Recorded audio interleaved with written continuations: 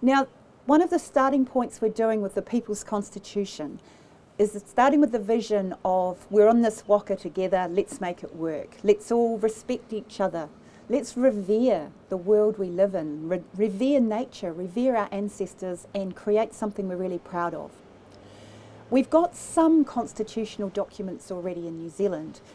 We've got the Magna Carta, which dates back to the 1200s.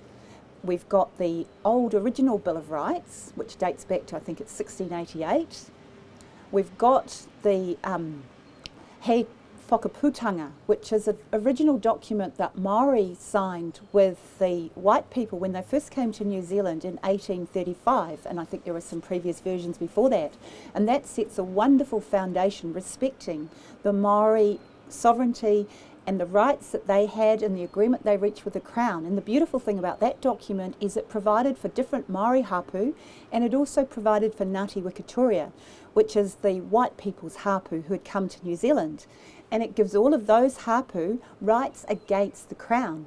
So they actually had a better constitution written back then, and more rights and more clarity in their thinking than we've got now. So that's a beautiful document we can start with. Since then we've had the Treaty of Waitangi, we've had the New Zealand Bill of Rights Act, we've had various constitutional changes. We've got also some international documents, the International Covenant of Human Rights and the various human rights acts.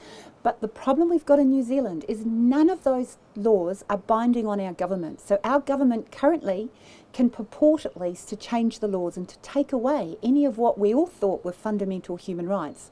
It's been an issue with the gun lobby where gun laws have changed and the government's taken away guns. It was an issue many years ago with our driver's licences. We were given lifelong driver's licences and then the law changed and they were reduced to 10 years.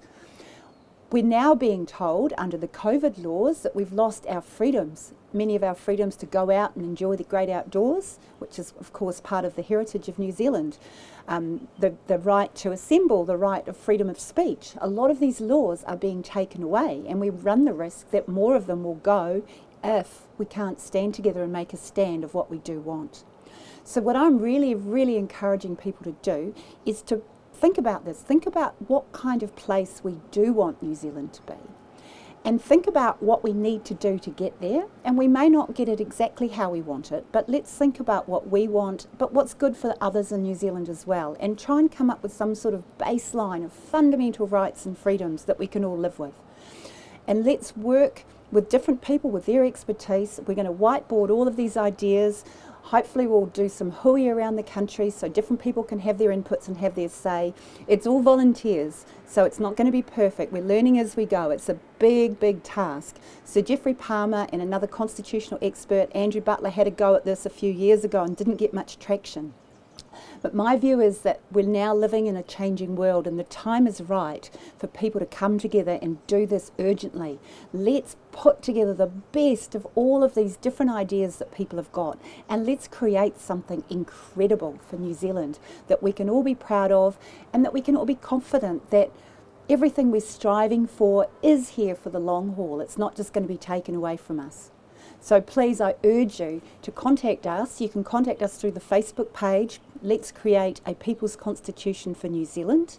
And you just have to apply to be a member, but we'll let you in if you look like you're interested in joining. Or on our email, peoplesconstitution@oursay.co.nz. Thank you.